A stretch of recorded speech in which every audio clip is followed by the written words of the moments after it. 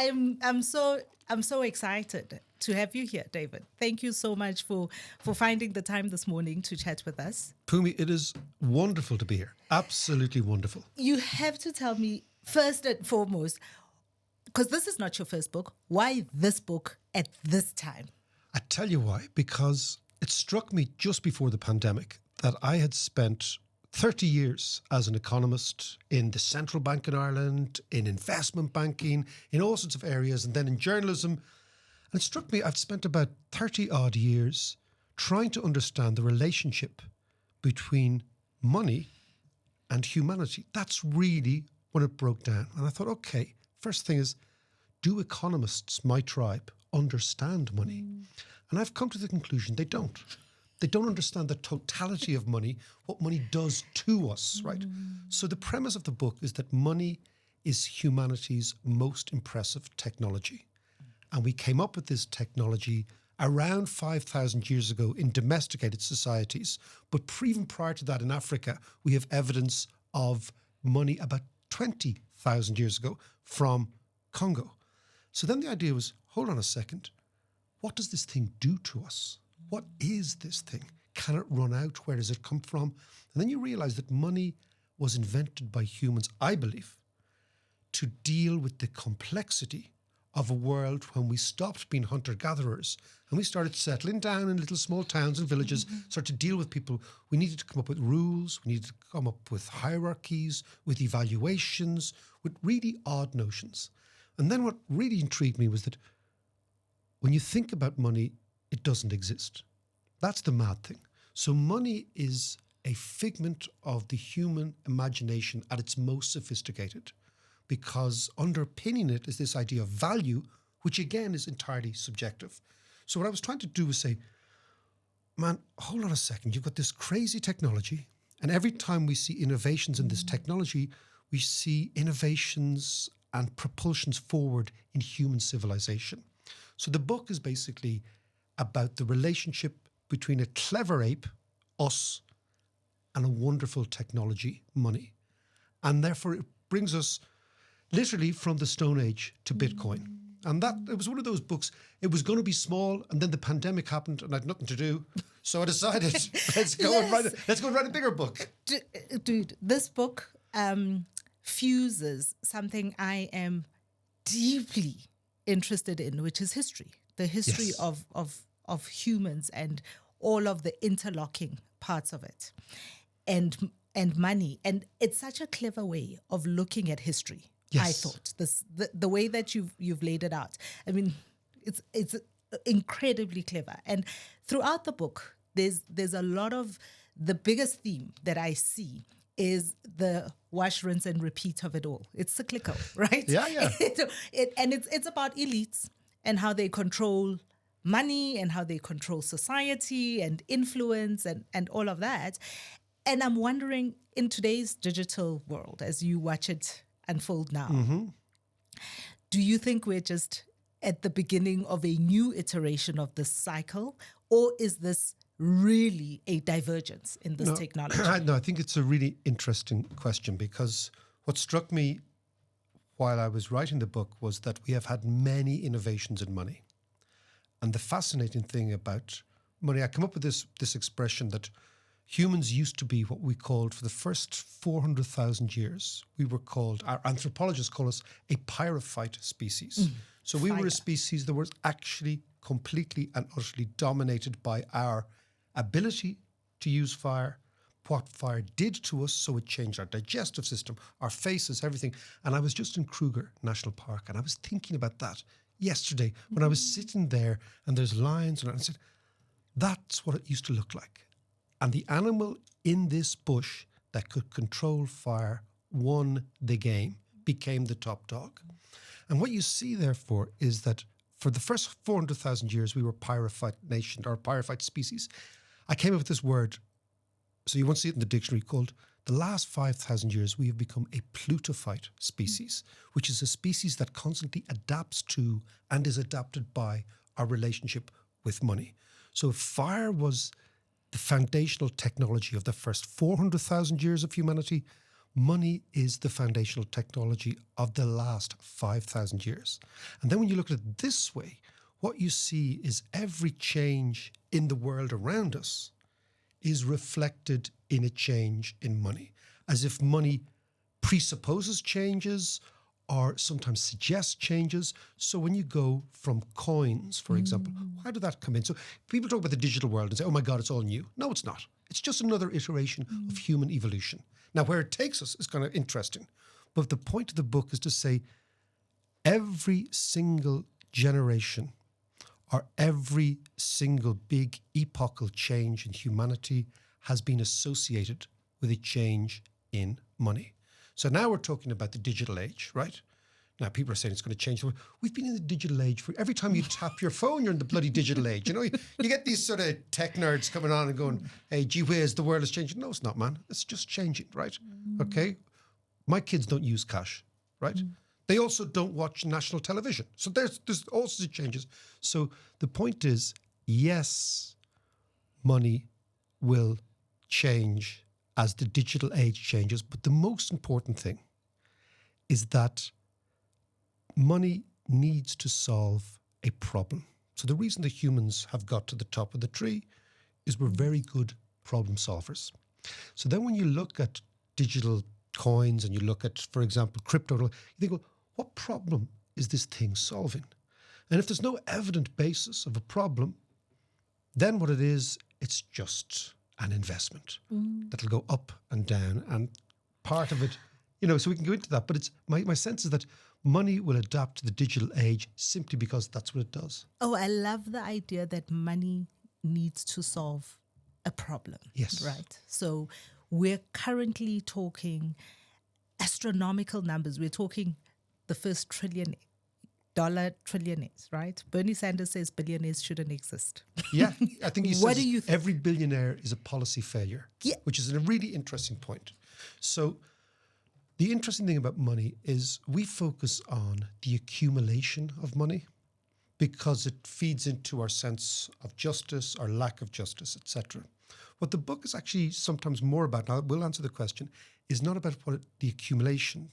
I think money, in a way, doesn't change humanity. It amplifies basic characteristics. So if you are a greedy person... Basic or base? Base, okay, yeah. So if you are a greedy person, right, and that's where you come from, the chances are you will deploy money to amplify your greed.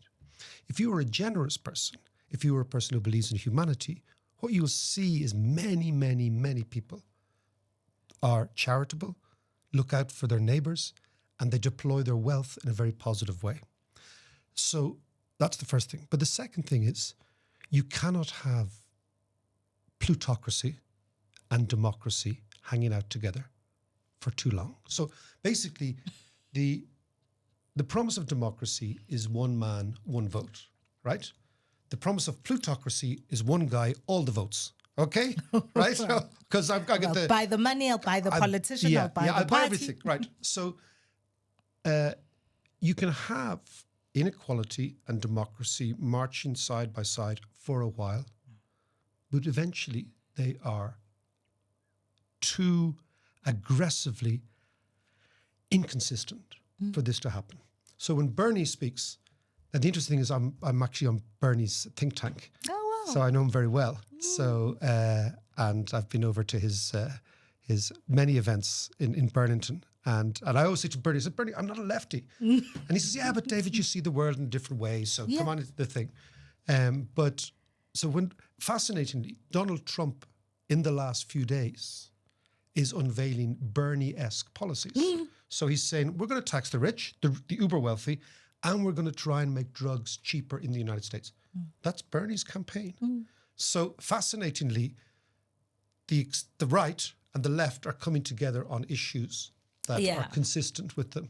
So I think that what we have is a system which has over the last 20 or 30 years created the conditions for its own destruction, which is if you allow too much money being held in the hands of too few people, history tells us that's how you react. You start with the French Revolution and you go from there.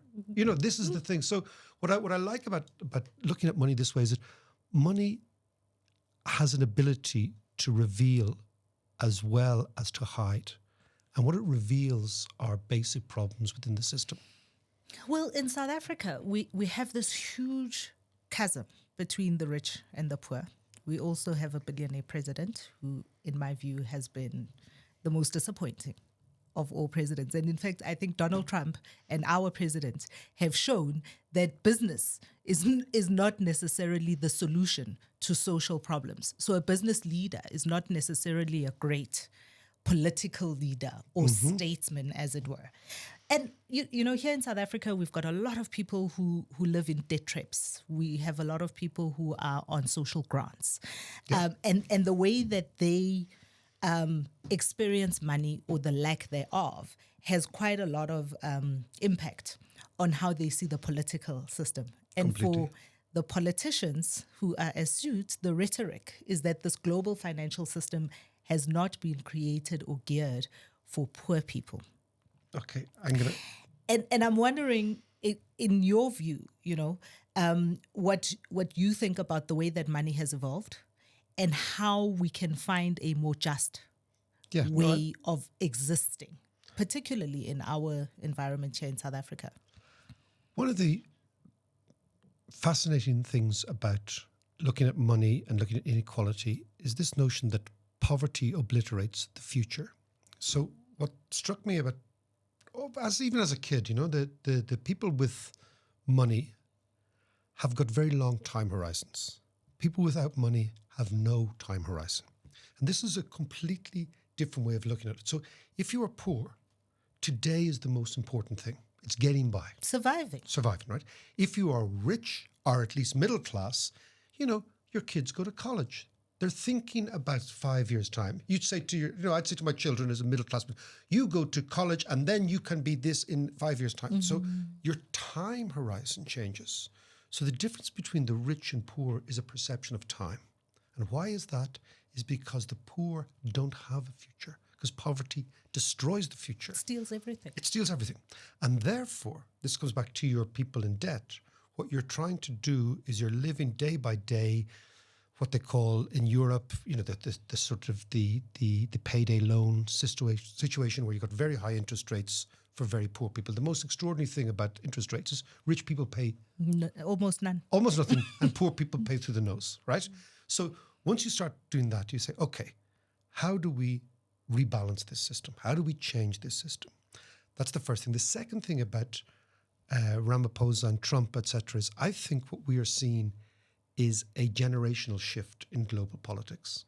I think it was interesting. I was down in Cape Town last week and I was looking at this rather obscure, tatty piece of the Berlin Wall, which is actually in the central business district, okay? And I think what this sculptor was trying to make was the connection between what happened in Europe and the world when the Berlin Wall fell and the subsequent release of Nelson Mandela, because the world shifted on its axis. And that allowed the Americans who were terrified of communism to say to the National Party here, listen lads, communism's over. So suddenly the ANC in Washington becomes less toxic and you get the whole change, right? That was the beginning of a 40-year cycle, I believe, which started around the Berlin Wall. Mandela's release was the iconic image of a change, and it was displayed all around the world. And now we're at the end of that period. But that period was globalization, free movement of capital, free movement of trade. It was the rise of China. It was this idea that Pax Americana would work, that they'd protect us all. And it was the idea that all the boats will rise and everything will be hunky-dory. The rising tide. But it didn't happen. In fact, what happened was within the seeds of this system were its own destruction. Why? Because after 2008, the global response to the crash was we will reduce interest rates. So, Phumi, when you think of interest rates, when you reduce interest rates, that pushes up the prices of assets. But who owns assets? Rich people or poor people?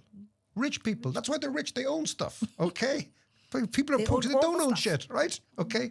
So if you bias your entire system to a monetary framework which jaundices its results towards richer people because you increase assets, so house prices, stock prices, anything that you get an income from that isn't work.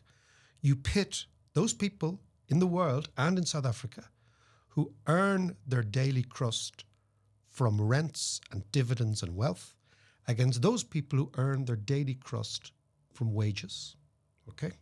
And the problem is there's far more people in the world earning their crust from wages because that is their income than the people with rents. And this is where we're at now. So I think one of the reasons we have this global anxiety and trade wars is that we are shifting on a pivot between a 40 years, which largely started with Mandela being released. It was a much more interest. For South Africans, it's crucial. For the world, it was also crucial because it signaled a change in the old regime. And I think we're going into something quite new, where America will be less important, China will be more important, and South Africa, but Africa in general, has to figure out how do we play this tectonic plate, which is shifting. Africa in general. And in the book, you talk about the Congo. Yes. In a way that, even with my interest in history and politics, I've not looked at. And also, contrasting. So when you talk about the Congo Free State. Yes. And you talk about kind of the Confederate South and how they were impoverished. Yes. Right? They're very similar, these two stories, because of how money was divvied and who had what to play with, right? Yeah. And by and large, even the global South, when you kind of look at how the impact of colonialism and how money shifted during that time and who had the right to plunder. The way we see poverty and the way that we see people who have historically lived from day to day. And this tectonic shift that you're talking about, is there a way to recalibrate some of these past injustices? And what does that look like? No, it's a fascinating question because we're going deep into areas which are psychological, emotional, as well as historical. I happen to come from the only European country that was ever a colony. So the Irish are weird. We're the only colony in Europe, right? Like, how bad do you have to be the only colony in Europe? How messed up, how chaotic, how disorganized, how pathetic that we were the only European country that was occupied by another country for hundreds of years. So we get that feeling of humiliation. We get the feeling, for example, my mother, who is 90 years old, she's a school teacher, she's educated thousands of kids over her years. When she hears a posh English person speak, she thinks they're better than her. Mm-hmm. That's colonialism. That's something in her head that her mother said, we're not as good as those people, right? So these are deep that you understand and we understand. That's the first thing. The second thing, the story of the Congo, if listeners are interested in it, is an abomination on a scale that I don't think we really understand, right? And it was a plunder of basically rubber from the Congo, but it turned into not a genocide, an absolute genocide. We think between 5 and 10 million people were killed in a 12-year period. And millions more maimed. Maimed, they cut off limbs. I mean, they're talking, and then of course you destroy the culture because you come in and you destroy what was a tribal culture, and how you destroy a tribal culture is you kill the bosses. And then the people have no leader and suddenly they become chattel in effect. It's the story of a guy called Roger Casement, who was an Irish revolutionary who got hanged for treason. We don't think it's treason, but he was hanged for treason in 1916. But the American South story is part of the whole thing. And the American South story is part of the most unbelievably unjust trade triangle, which was called the Atlantic Triangle. And the Atlantic Triangle delivered second-rate goods to Africa, usually guns and trinkets. In return, those were sold for slaves. The slaves were so basically it was from England to West Africa, Sierra Leone, bizarrely, the title Freetown, the least free place in the world. But there you go.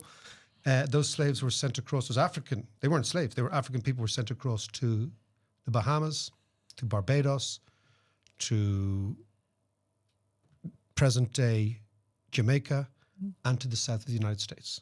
Far more sent to the Caribbean, actually, than sent to the America. And those people were sold for cotton and sugar and tobacco. And that went back to England. And that was called the Atlantic Triangle.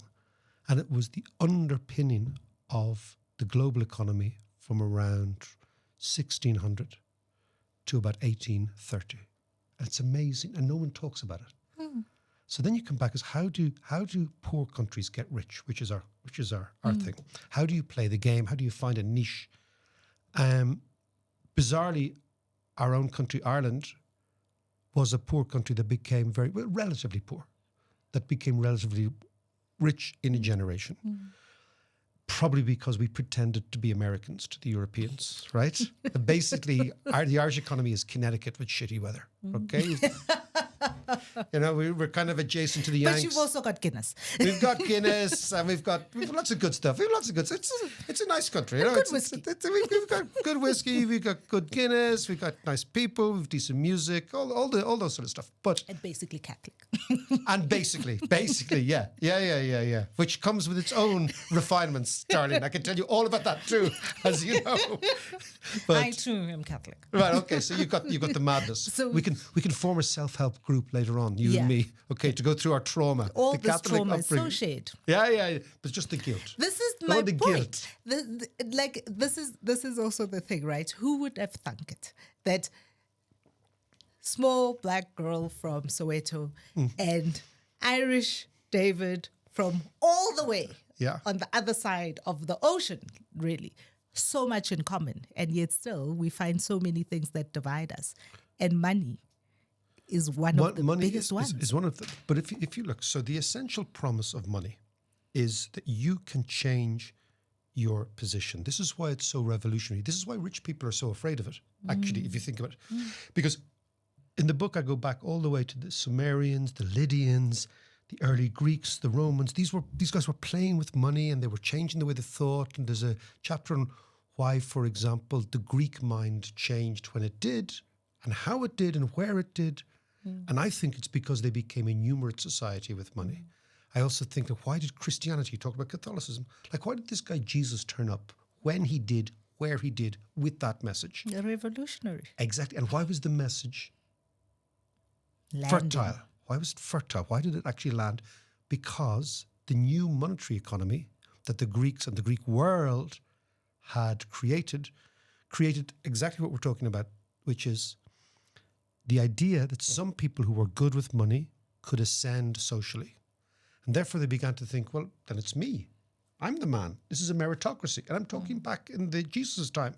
So the people who lost out in the monetary economy, they needed a countervailing story, a narrative to make them feel good when they go to bed. And this guy comes in, and the amazing thing about Jesus, imagine how radical this idea is. In a world where the previous gods were like Zeus and Prometheus, they were big. They were like big macho guys. Like imagine Elon Musk with wings, right? This is what these people were like, okay, right? And this dude comes around and he says, "No, the meek, they'll inherit the earth. The weak guy is the strong guy."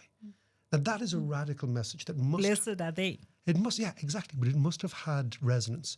So let's go forward to somewhere like South Africa and think, okay, the problem, it seems to me, that South Africa has economically is you have an extractive industry based around mining, which everybody in Joburg understands, and you have a service industry, which you've no manufacturing. And if you look at the history of industrialized countries, start with Britain in the 18th century, it had manufacturing. Germany in the 19th century, manufacturing. America in the 20th century, manufacturing. Japan in the late 20th century, manufacturing. China now, right?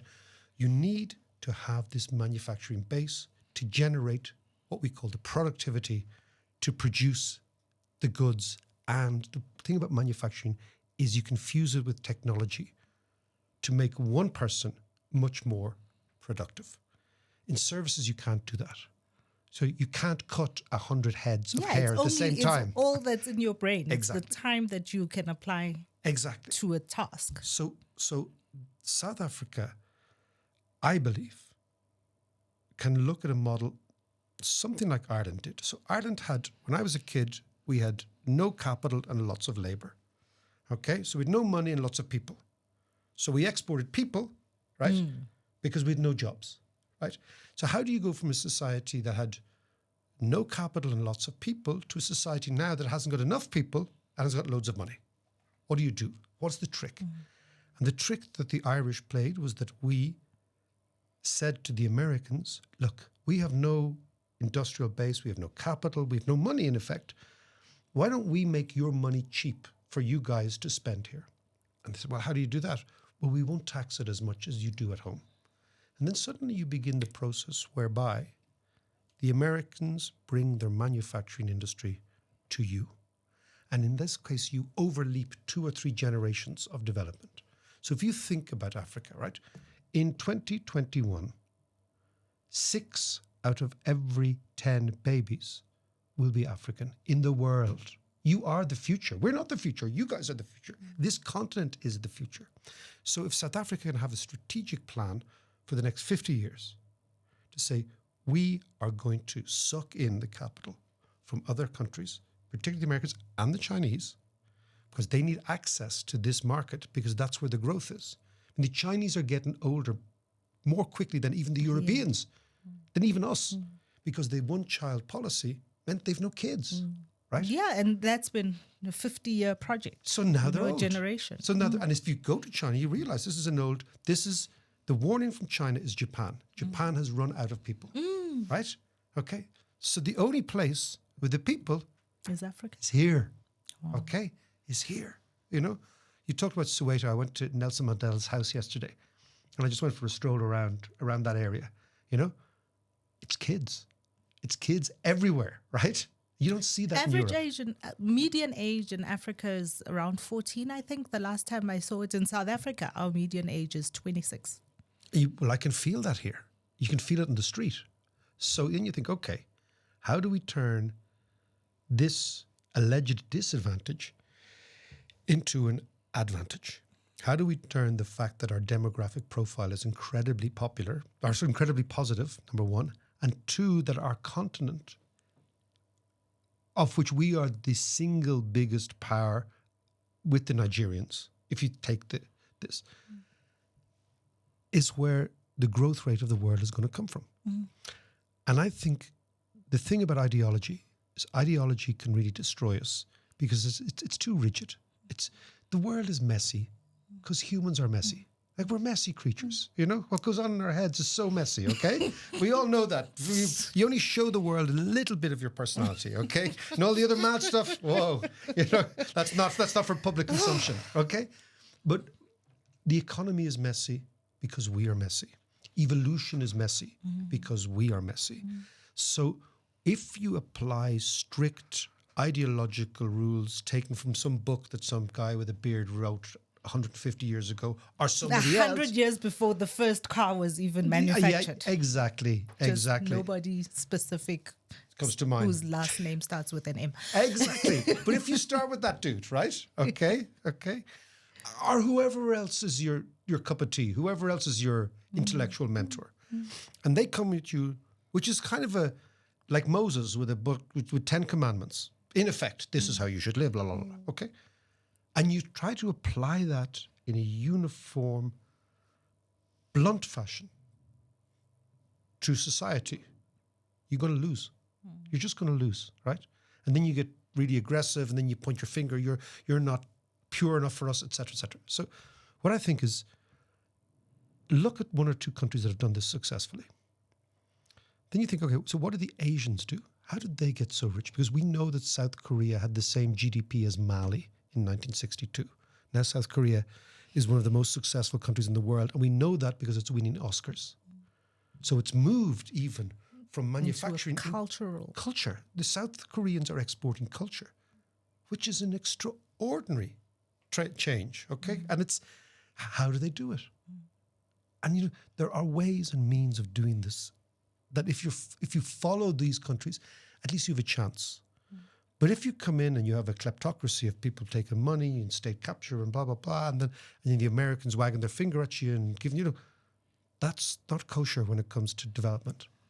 The thing about you and this book in particular is an immense capacity for telling strange stories. Which is like, no one thinks an economist does that, right? We have a particular view of what economists are and how they are and how they think. And when I was reading this book, like, I love The Wizard of Oz. I did not know that story about the Wizard of Oz. And so you have to tell it a little bit if you can find, because I can't find a way of praising it. I thought about how would I praise it? I wanted it to be the opening sequence of this show, but I didn't know how. So you're going to have to give us a quick summary of the story of the Wizard of Oz and why it's this money allegory.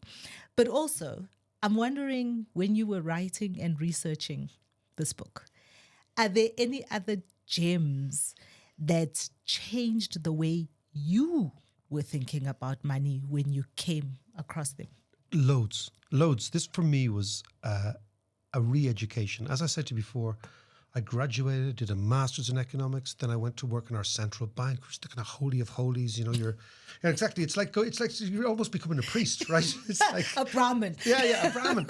Well, exactly. And you're a member of the Brahmin class, right? And people look to you, and then suddenly you end up, then you work in the central bank, you go to investment banking, now I'm a professor in Trinity in Dublin teaching kids. And you realize that it's probably only human, but most of your life you've digested a set of what you would regard as truisms, and you're too busy to, you've got kids, you've got a life, blah, blah, blah. And then you sit down to write almost every week. Illusions that I thought were real were shattered. And there are many, many stories. I suppose the thing about storytelling is, and I've always felt is, the way humans communicate is with stories. When you have a kid that's upset at night and is afraid of the world, you come in and you sit beside that baby or that little boy or little girl and you tell them a story. And that calms them down. You play with their imagination.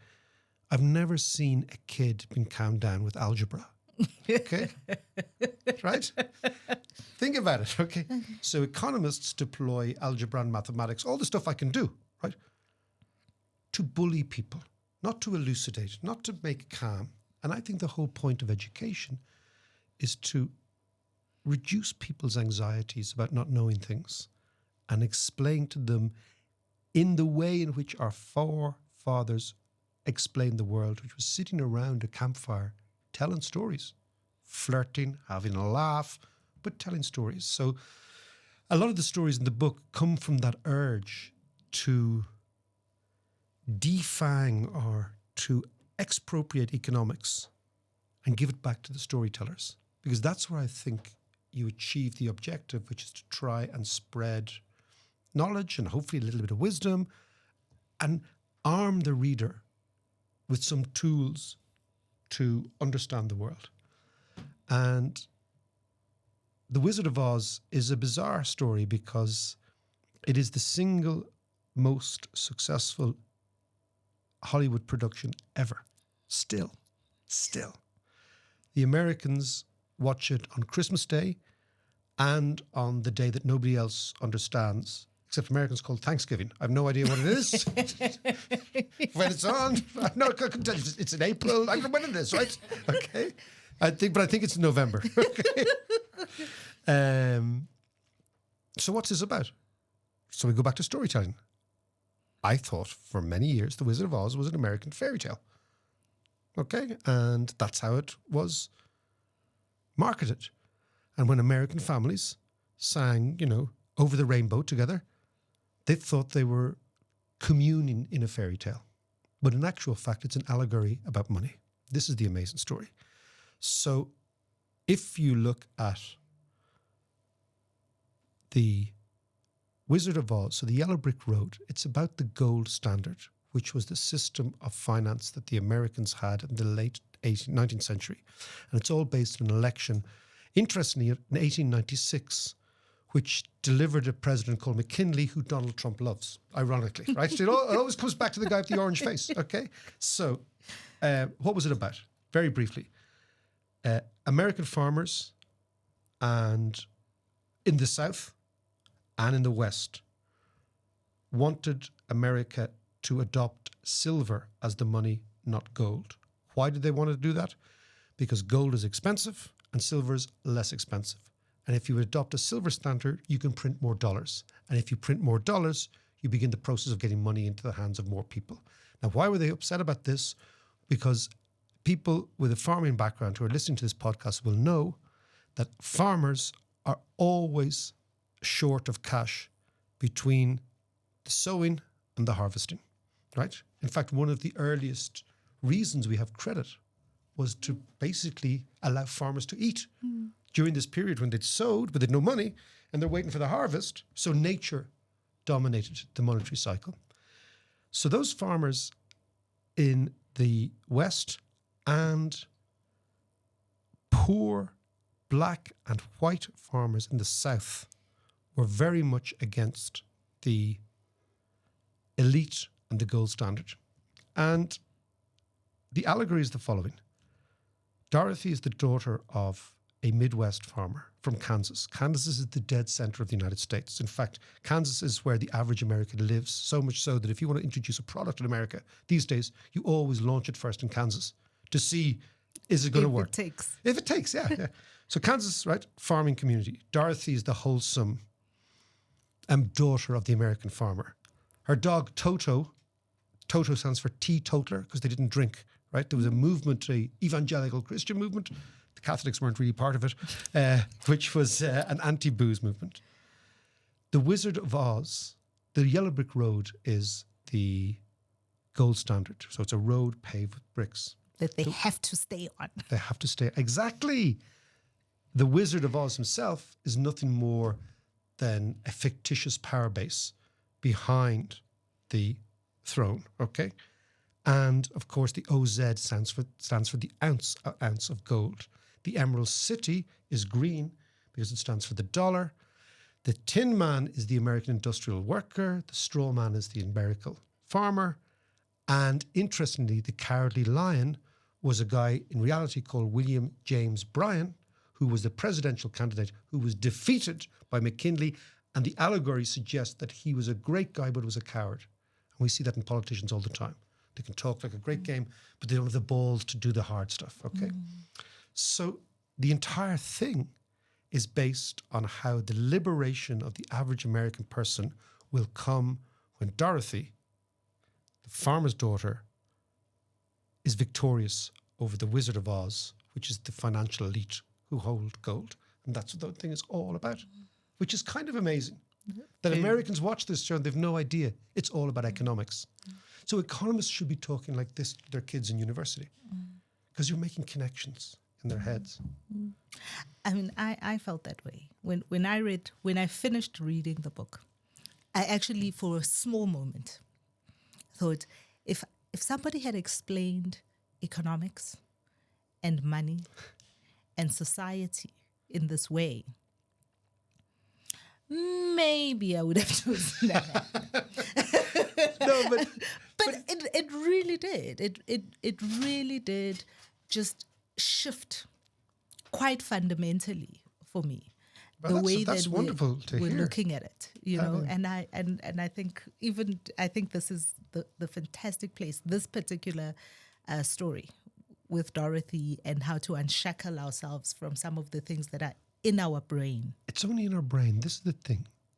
If you really, really think about this, money is an illusion in our brain.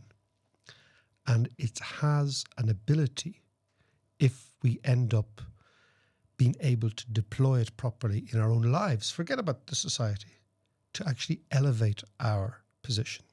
So the reason writing a book like this is so satisfying for someone like me is that you begin the process of telling people or explaining to people how they can understand money. It's not a self-help book. It's a history book. It's slightly, it's not, read this and you're going to be very rich. It's the opposite. It's read this and you're going to say, wow, my God, this is the way the world works. But I think that we come back to this basic idea that money is something that people use every single day. It's the one thing, think about the amount of connections you've had today, or you will have today, with people who've never met with strangers using money. It is this connective tissue that binds us all together. I've always thought it's a bit like language, that money is like language. For money to be successful, it has to be like a language. So you think about the English language. The reason the English language is successful is because people default to it. So here in South Africa, I'm always amazed at how extraordinary linguistic ability the average person has. But we default to English so we can communicate. So the more we use English, the more powerful the language becomes. Money is the same way. The reason the US dollar is important and the rand is not is because the Americans have created a world where we use the dollar like we use English. So you think about this. When a South African company in rand is exporting copper, for example, to a European country that uses the euro, we have to square the trade in dollars, which gives the Americans an extraordinary advantage, right? That's all going to change in the future. But my point is that money becomes beautifully elegant and fascinating when it's used, not when it's hoarded, ironically. And the point of the book is to try and allow people or give people the permission to break out of some of their misapprehensions. So we use money every day, but very few of us really understand it. And most of us are kind of afraid of it. Yeah. That's the interesting thing. We're kind of afraid of it. Its power, its mystique, what it does to us, which we may or may not like. And as a result of that, we outsource thinking about money to, we spoke about Brahmins and high priests, to the economist class, who are the high priests. And that, in a way, emasculates people, I believe. So hopefully the book goes a small way to helping people understand the world around them. And I hope you go out, get the book, read it. It's amazing. It's fascinating. There's so many stories and so much in it that will blow your mind, like the Dorothy story. But also you get a commercial break to tell people about your podcast, because there's more than just the book. There's more than just the book, yeah. There are many books. So you have a couple of books, but this was incredibly fascinating. And I loved in the foreword that it says, the way that you've written the story is, money seems to be in a relay race between charlatans and cheats. Charlatans who pass it to cheats, who in turn pass it to... Yeah. And so tell the people about your podcast and then... So the podcast is called the David McWilliams Podcast. It is bi-weekly, so twice a week. It comes from Dublin. It's myself and my oldest mate, who's a sound engineer by trade. Oh, wow. And he and I grew up in the same street. So we've known each other since we were 3, which is a long bloody time. And so John acts as the sort of the everyman. The guy who's like, and I try to explain things, and it's very international, the podcast. In fact, today's one is all about South Africa. We recorded it yesterday. And if you want to hear more of this sort of stuff, just go to or Google the David McWilliams Podcast, as the Americans say, wherever you get your podcasts. I don't know why people end up in all these podcast things. And you'll find it on the usual platforms. I have loved every minute of this, and wonderful. It's like gold. This conversation, I was so looking forward to it, and I'm so glad you made the time. I'm so glad you made the time. It's my absolute pleasure. It's been wonderful. Thank you so much.